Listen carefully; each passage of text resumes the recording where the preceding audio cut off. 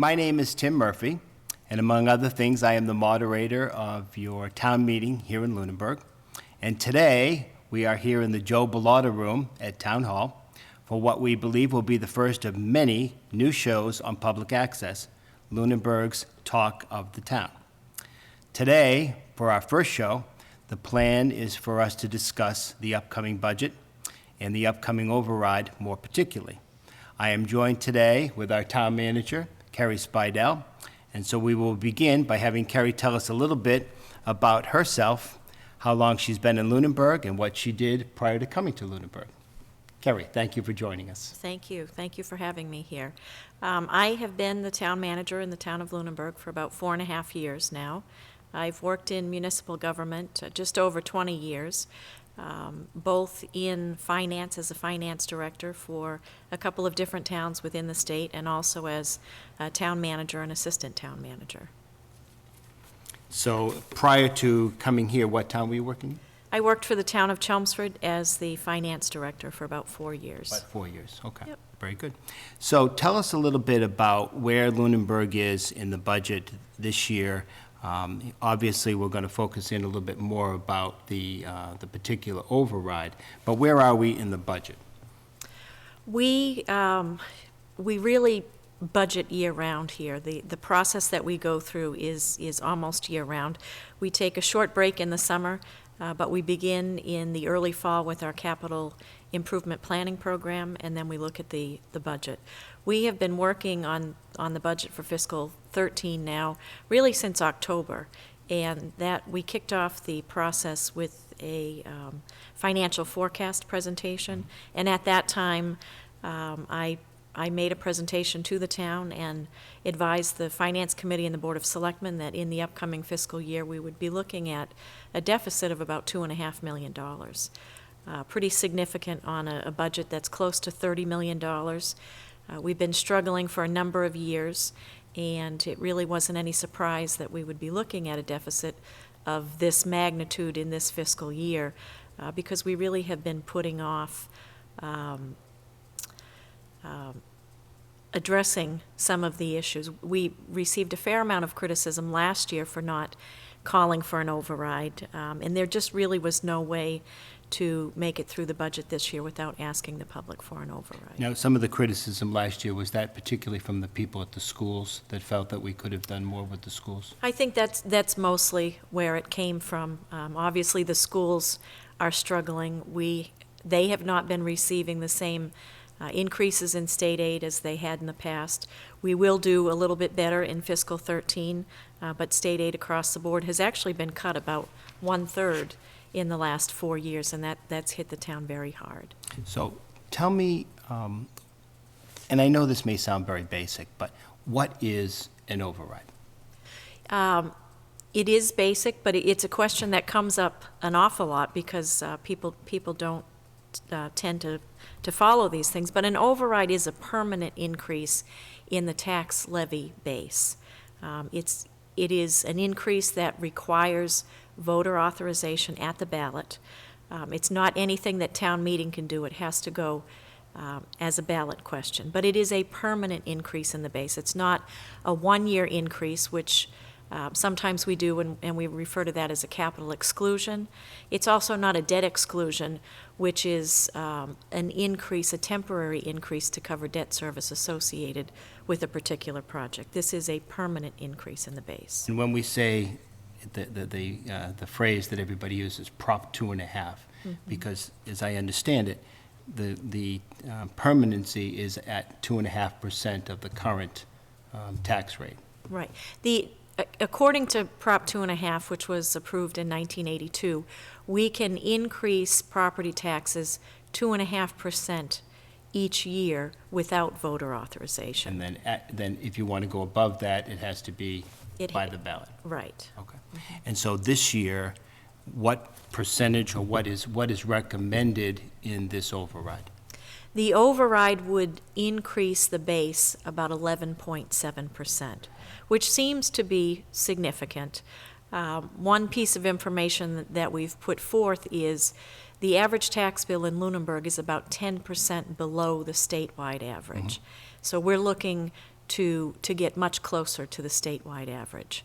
But this is an 11.7% increase, and for the average taxpayer, that translates to about $500 per year. Do you know when the last time the voters voted on an override? In 1996. 96, so it's been a number of years. And was that one passed? It was passed. The amount was, I believe, about $900,000, and that was less than what was initially asked for. We did have an override question back in 2007, and that one did not pass. Did not pass, okay. So we have a number of questions that have been posed, and I think people have been asking around town and have been asking for the, of the public access channel. So let me get to some of those questions. And I think you've already talked about this, but taxes will increase for the average homeowner based upon what average value of homes? The average assessed valuation is $248,000. So it's about $500 on a $248,000 home. There actually is a chart that's on the town's website that shows by category of assessed valuation what the increase would be. Okay. And can you tell people how to find the town's website? It is www.lunenburgma.gov. Okay, and we can put that at the bottom of people's screens so that you'll be able to find that and just click on that. And is there a special place where the these numbers are found? Yes, on the home page, the front page, the lower right-hand corner, there are documents, a list of documents, and it can be found there. Okay. Now, obviously, we're going to have a town meeting fairly soon, and a budget has to be approved at town meeting. And then this override is going to be voted on a couple of weeks later. So how do you prepare for town meeting? Do you have Budget A and Budget B? How is that going to be dealt with? Well, at town meeting, we will present the balanced budget as the first of the budget articles, and there will be a discussion on that. And When you say balanced budget, you mean a budget that would include the override? No, a budget that without the override. Without the override. Right. Assuming the override doesn't pass, we have to have a balanced budget. And so the prudent thing to do would be to pass the balanced budget, and then the next article after that is an override. So another budget that, if the override passes, will be able to do these additional things. Right, because in order for us to pass an override budget, we have to take two actions. We have to approve that at town meeting and also at the ballot. You have to have both. Just having one won't make this work. Okay. And we're required to have a balanced budget when we end the town meeting, pretty much. Yes, we are. Yeah, okay. So if so what is not in, let me rephrase that. What's the difference between the two budgets? What's going to be funded if there's an override versus what is going to be cut, unfunded, if you will, if the override does not pass? Okay. In the balanced budget proposal, there are some significant reductions in service, and they are in all departments except for public safety and DPW. And public safety is police and fire. Police and fire. First, in the library, the balanced budget reduces their current appropriation by 10%, or about $35,000. And the way that those reductions would be achieved is, right now, the Library Board of Trustees is proposing a reduction in hours. The main library the hours would be reduced from 44 hours per week open to 42. In the children's library, from 44 hours to 17, so a significant reduction. There will also be decreases in funding available for materials. At the library. At the library. So the biggest concern with reductions of that magnitude at the library is that our library currently is certified by the state. And if we have to make reductions in that amount, their certification is in jeopardy. There is a process that they can go through to apply for a waiver. And, I mean, that's certainly not a guarantee. The town has never had to apply for a waiver before. We've been very fortunate. If the waiver is not granted, then the library is not certified, and that means that our library patrons cannot use the interlibrary loan system. As I understand it, once you're decertified, it takes several years of you being at appropriate funding levels before you can become recertified. It takes at least two. Too. So that would be a big impact. The next area, our senior center, their appropriation would be decreased 10% as well. And what that means for the senior center is that their 5-day-a-week schedule would be reduced to a 4-day-per-week schedule, meaning they probably would be closed on Friday, so they would not have a congregate lunch program on Friday, no activities, and no transportation on Friday. Now, when you talk about what the library is going to do to cut services, what senior center is going to do, these aren't things that are directed by the selectmen or by yourself. These are things that you're hearing from the library and hearing from the senior center of how they think they would have to deal with it? Yes. Yeah. Yes. The library is governed by the Board of Trustees. The senior center does have a council on aging. That is an elected, that is an appointed group. But they know how to make the cuts. And so this is what they're saying that they would have to cut. And these are very unfortunate cuts, and honestly, both of these departments have been lucky in the last years. We've been cutting across the board, but we haven't cut in the library and the senior center because we've recognized that the economy has been very tough, and people need the library and the senior center for services. And we just can't do that anymore, and it's very unfortunate. The next set of cuts will come in the administrative offices here at Town Hall and the Ritter building where our land use departments are housed. All of the offices in these two buildings will be on a reduced schedule. Currently, we're open 40 hours per week. That will be reduced to 36 hours per week.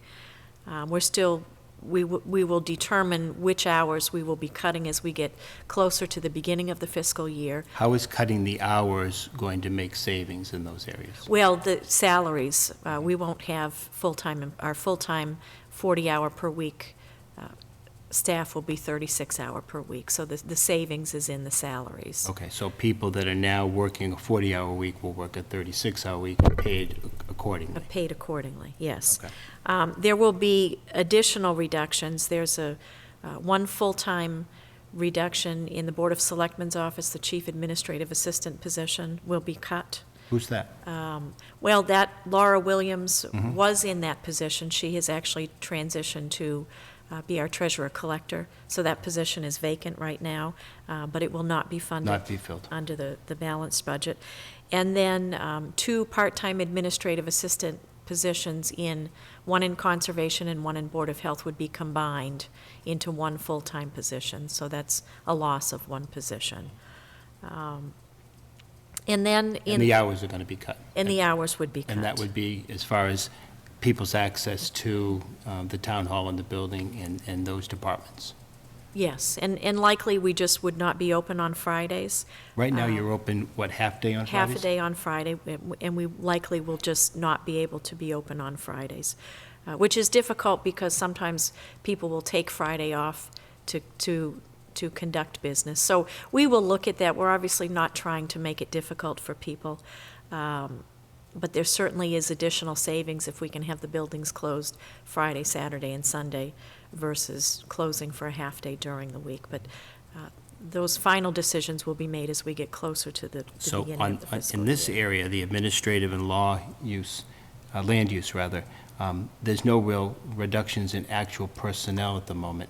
It is positions that aren't going to be filled, and there's a reduction in the number of hours for some people. Well, we do have the 2 administrative assistant positions that I spoke of. Those are both filled. Oh, they are filled. So there would will be 2 be layoffs. One layoff. And then in the school department, there are significant cuts. being proposed. And I just refer to my notes here because Absolutely. I don't obviously- expect you to memorize all of it. Obviously, My job's much easier. I have to just ask the That's- questions. You have that's to answer true. them. So in the school department, they're looking at cutting 2 positions in central office, which would be the instructional services director and special services director. Additional increases in When you their say special services, that's like special education. special education. What we used to right. call special ed. Special, exactly. They will be looking to increase some fees. The school lunch program, those fees will be increased. They're looking at increasing athletic fees and facility use fees, also adding a busing fee this year. They are, Busing fee for everyone? Have they specified that? well, the state law is if you are less than 2 miles, you can be required to pay a fee. If you're greater than 2 miles, then it has can't to be be charged. provided, Right. So they have some very large reductions, a number of teaching positions, programs in all of the schools that will be cut. They have some great information on their website, and. Now, is their website also available through? Yes, it is. Lunenburg? Yep. It is. And the superintendent has put together some very detailed information on the cuts that will occur at the schools. But very significant cuts, again, at all levels. You had talked about a percentage at the library and a percentage at the senior center. Do you know if there's a percentage for the schools? How much their budget is being cut by percent?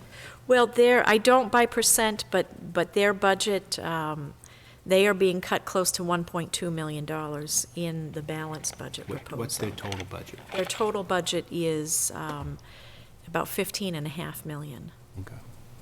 You have a great capacity for these numbers. You like this Well, stuff. I like the numbers, not necessarily the implication of what happens. It is difficult. Okay, so for the schools, a special ed position, increases in fees, and was that athletic fees? Is that one? Athletic fees, the school lunch Mm-hmm. program will increase, the facility fees will increase, and again, the busing fee, which is new. Are they talking about any teaching positions? Is that Yes. special ed a teaching position? You know what, I'm not sure.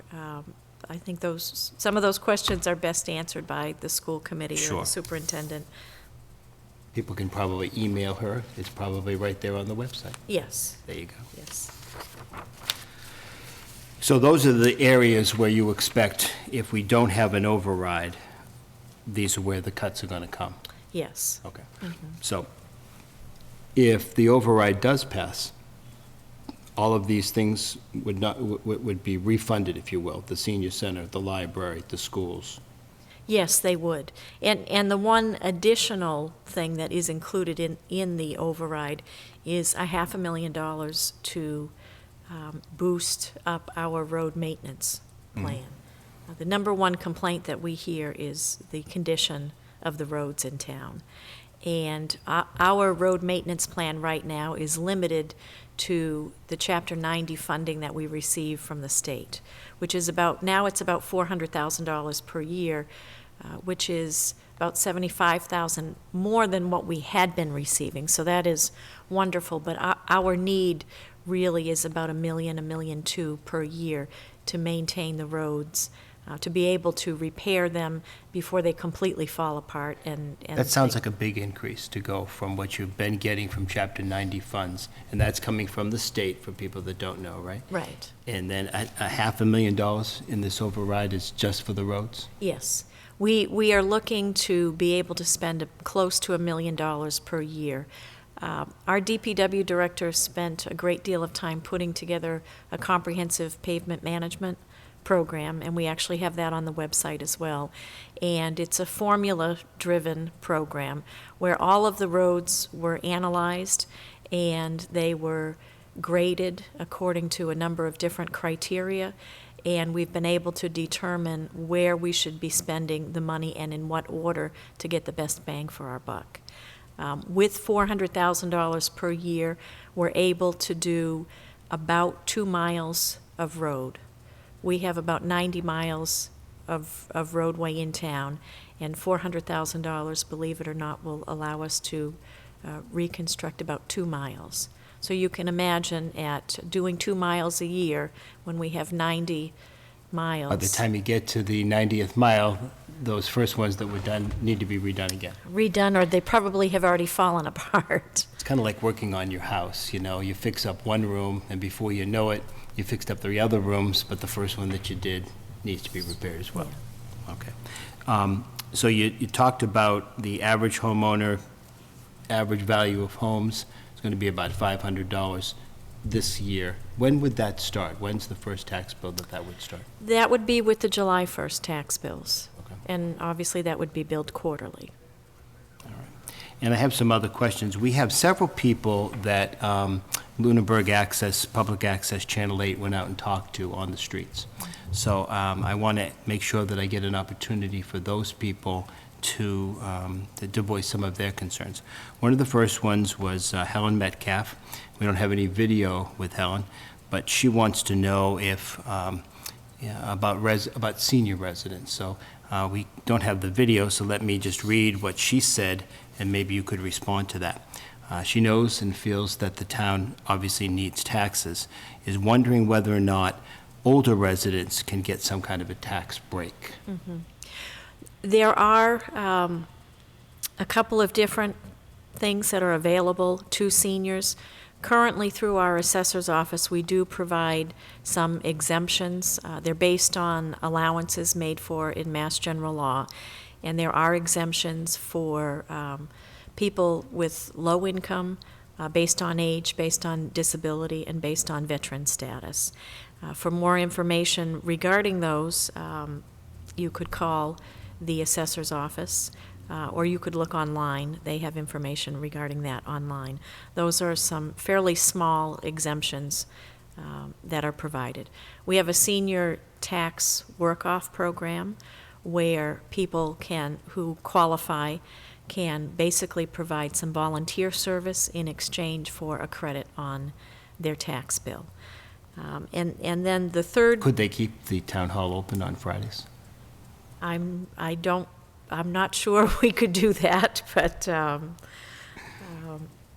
because we actually have to budget to pay that. So that might be tough, but it's something to think about. There would be security issues and all of the like. I was joking. Yeah. And then the last item is the senior circuit breaker credit.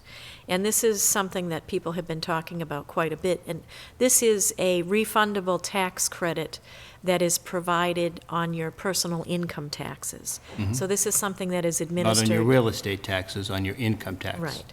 Administered by the state. You file when you file your annual personal income taxes.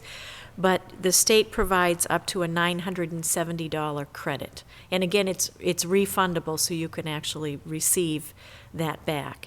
And the way that works is it's based on income, the ratio of your income versus the total of your property taxes, and your water and sewer bills as well. And the great thing about this is if you are a renter, a lot of times seniors will sell their home and they'll move into a smaller rental property. You can also qualify for the credit as a renter. But there's additional information available at our senior center. The staff over there are very familiar with this program and could answer any questions, as well as obviously if you have somebody do your taxes, they're familiar with this program as well. But it's a great program, and it does provide up to a $970 credit. And these have nothing to do with the override. When Ms. Metcalf asked the question, she's talking about if her taxes were going up, is there someplace else she could get some relief? Mm-hmm. And these things you've just talked about, the senior circuit breaker, these are all just ways that seniors can find some tax relief. Right, regardless of the override. Cool. Yes. The next question that we have is from Khan, who lives over on Crawford Ave. So why don't we let him ask that question, and then you can answer it. Hi, my name is Khan Mohiuddin. I reside in Lunenburg. My address is 19 Crawford Avenue, Lunenburg. I have a question for Lunenburg selectmen. I know the tax is going to go up, but our tax is already up. Can we cut somewhere else and reduce? Keep the same tax what we're paying now. That's all. So Khan wants to know why we can't just keep the taxes just the way we have them now. Well, we certainly can keep the taxes the way they are right now. What we can't do is continue to provide the same level of service. Obviously, we are faced with increased costs, just as any homeowner is or any household is. Prop 2.5 does allow us to increase taxes 2.5%. But property taxes are only 65% of the revenue that we bring in. I mentioned earlier in the program that we've lost, or our state aid has been cut 1/3 in the last 4 years. So the increase of 2.5% in property taxes doesn't mean that all of our revenues in total go up 2.5%. This year, in fiscal 13, because of the bump we will receive in education aid, we're actually looking at an overall increase of 2.7%. But last year, the current fiscal year, our increase overall was only 1.2%. And one other thing that I'd like to mention is since Prop 2.5 was enacted in 1982, the average rate of inflation is about 3.1%. So when we're only able to increase taxes 2.5% per year, we're losing 0.6% of buying power every year, and Prop 2.5 was enacted 30 years ago. 30 so you years can ago. see why we're not able to keep up with inflation. It was enacted with doom and gloom, remember? That everyone predicted that this would be so catastrophic, and 30 years later, we're still here. The next question we have is from Michelle, and I hope I don't butcher her name, Gentilella. Michelle Gentilella, 73 Gibson Street in Lunenburg.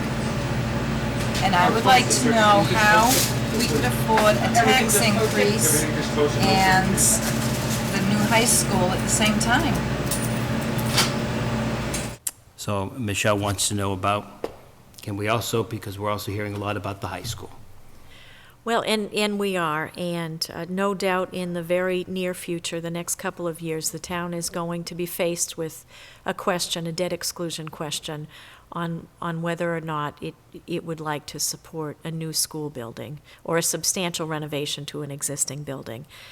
Currently, we are working with the MSBA, which is the state school building authority, and we have partnered with them, and by partnering with them, we will receive a significant reimbursement of any expenses that we have for a school building project. But we have to follow their process, and their process, unfortunately, is very slow, it's very drawn out, and it's very detailed. The first step in the process is for us to conduct a feasibility study and schematic plan design. Have those not been done before? A few years ago, the town did a feasibility study, but it was a different type of feasibility study. We will use that information that was gathered for that feasibility study, and in fact, we've been using it every year. It's guided the capital improvement program at the school and has been used in a number of other applications at the school. So we will use that information, but the study that we will be embarking on, if town meeting approves, is a more detailed study, and it will also result in schematic designs for a new building or a substantially renovated building. What's proposed again is that this is debt exclusion, which is different than 2.5 override, which is a permanent increase. That would be a one-time. It is for the life of the debt service for the associated project. So even though it's temporary, it's obviously for a long period of time, because for a building of that magnitude, we would be looking to borrow for 20 or even 30 years under state law. Do we have any idea when that might occur? Well, Talking about a feasibility study, I assume we're talking about a couple years down the road. we are seeking authorization for the feasibility study at this year's town meeting. And within 18 to 24 months is the timetable for authorization for a new project. We also have comment, if you will, from Linda Betty, so let me have her give you her comments. Hi, my name is Linda Betty. I live on Peninsula Drive on Hickory Hills Lake, and I have been asked how I feel about the 2.5 override. I am in favor of anything that is going to help the town, whether it's big or small. I definitely am in favor of that. I don't get involved in small town politics, but sometimes it's very necessary to make these changes, and this might be one of those times. Thank you. And I'm sure there's a lot of support, as Linda says, for supporting the town and the things that we need. The next two people that are going to, we're addressing this issue, both want to know about losing teachers and about education. So let me roll with both Eileen, who lives up on Hickory Hills, and Janine, who lives over on Highland Street. My name is Eileen Ramsden. I live in Hickory Hills here in Lunenburg, and I support the override. I support the override because I'm very concerned with losing teachers, even the special ed teachers, the regular teachers. My name is Janine McKenzie, and I live on Highland Street. And my question is, if this bill doesn't get passed, what's going to be the negative impact on our kids' education? So both of those ladies want to know about losing teachers, losing the academics that we're so proud of here in Lunenburg. So if the override doesn't pass, tell us again, as you already did, where we see that impacting the most. Well, there will be significant cuts in the school department at all grade levels. I would encourage people to go to the school's website to get more detailed information, to tune into the school committee meetings on Wednesday nights for additional information. But there will definitely be significant cuts at the school, in addition to increased fees and new fees for services. A couple of other questions that we have for you, Kerry, and then we're going to let you go. You're doing very well. We appreciate your patience. You have a great command of these numbers. Is money being put aside in the stabilization fund in this year's budget? And if we need to spend, if our programs are hurting in our schools and our senior center, why are we putting money into this stabilization fund? We will not be putting anything into the stabilization fund under the balanced budget proposal. If the override passes, we will be putting money into the stabilization fund, and I'll explain why we will be doing that. When we began the discussion about whether or not this was the time to ask for an override, it was very important to members of the Board of Selectmen, the Finance Committee, the School Committee, to myself and the Superintendent, that we look for a solution that was a long-term solution. We have a structural deficit that we're trying to address. This isn't a one-year problem. This is a forever problem that we're trying to address. This existed when you came 5 years ago.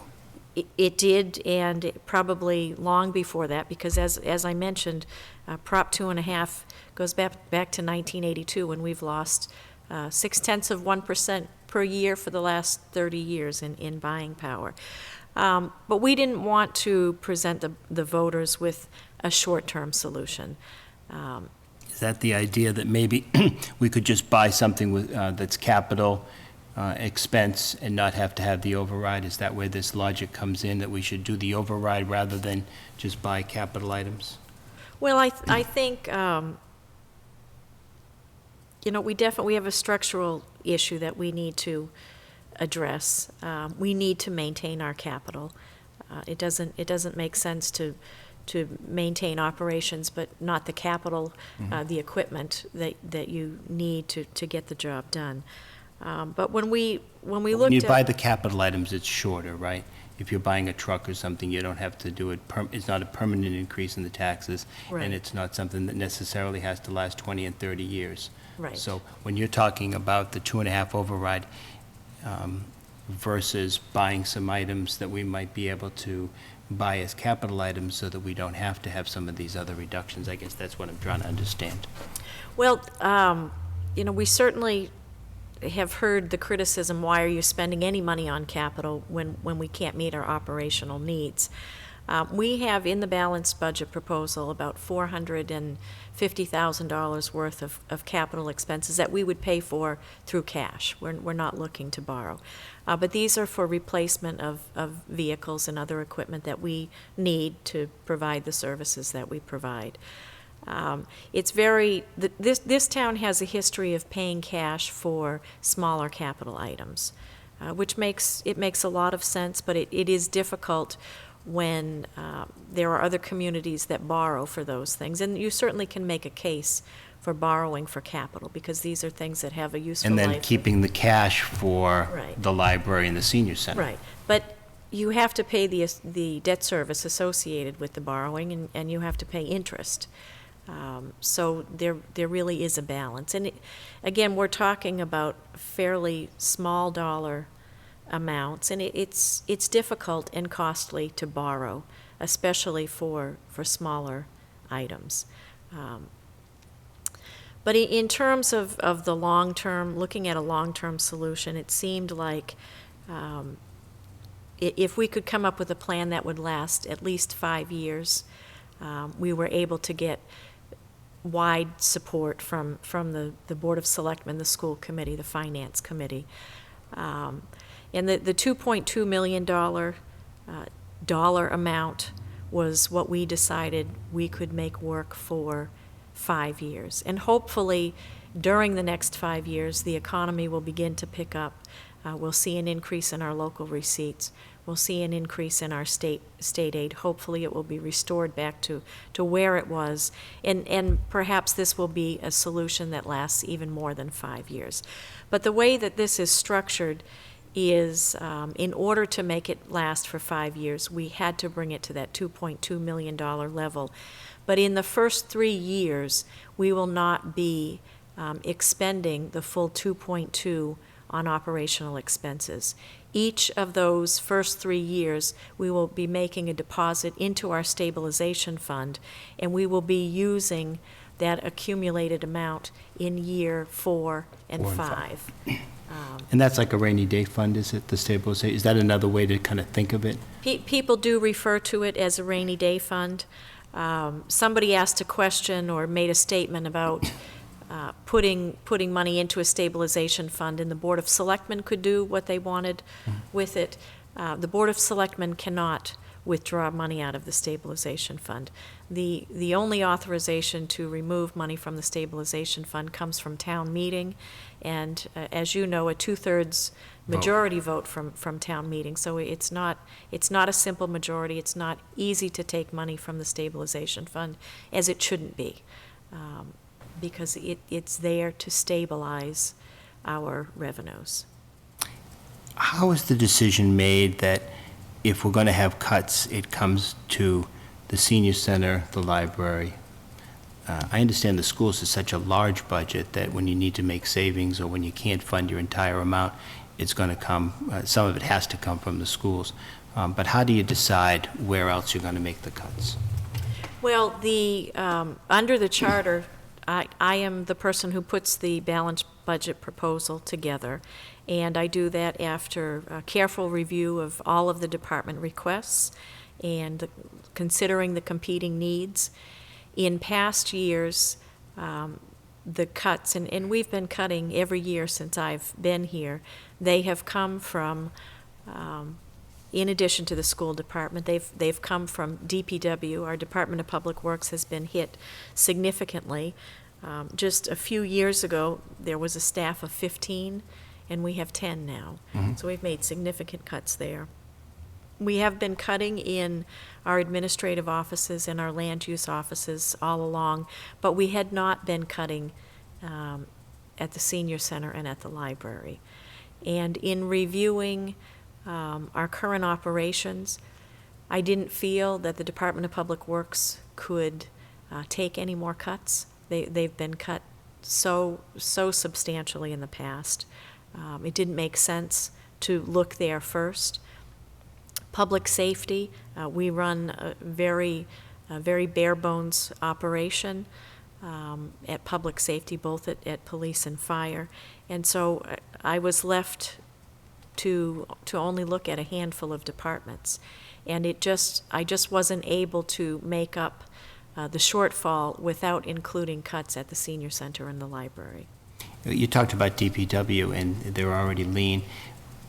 And I know people are going to want to know, and here we are in a crisis situation, so that we have to have a 2.5 override on the ballot, and yet we just built a new DPW facility. So where's the planning there, and what's the thought process? Should we not have built the DPW building?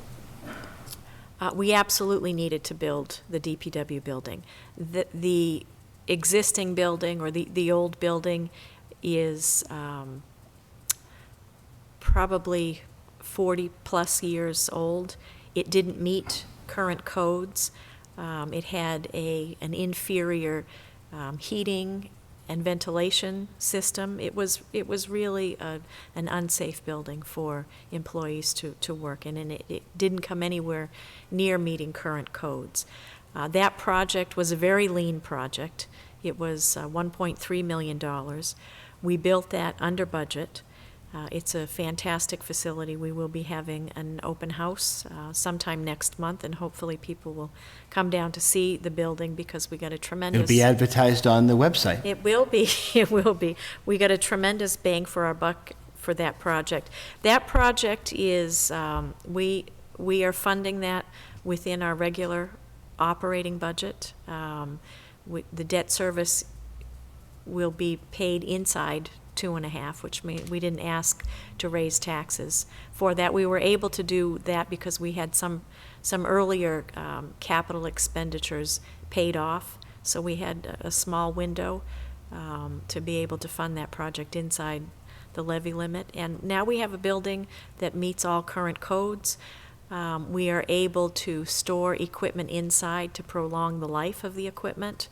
We have proper washing facilities for the equipment, so we're able to better take care of the equipment and make sure that we get the highest number of years of life out of what we have. So it was a very good investment. I think we've covered all the subjects that I'm hearing and that have been presented to me as things that people want to know about.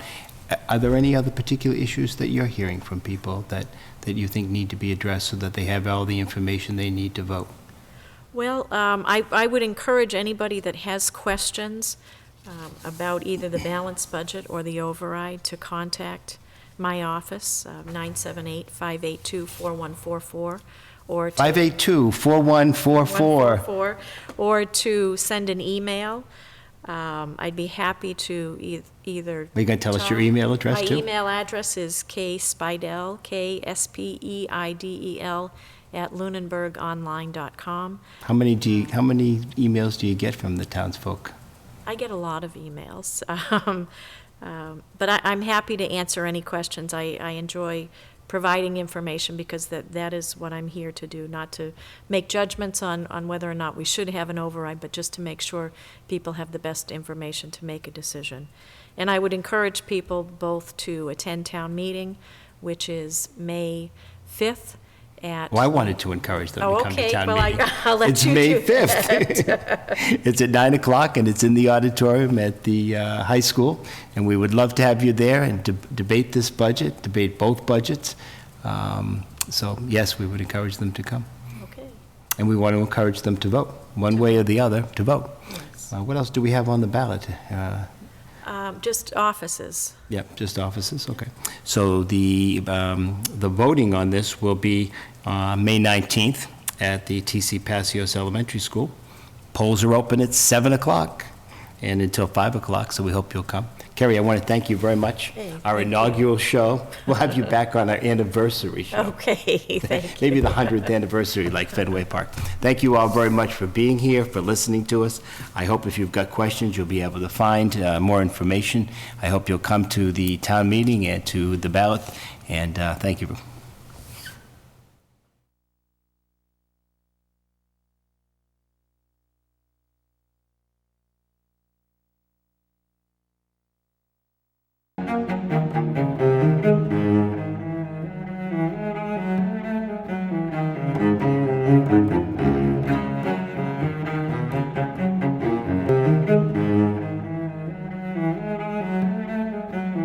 Thank you.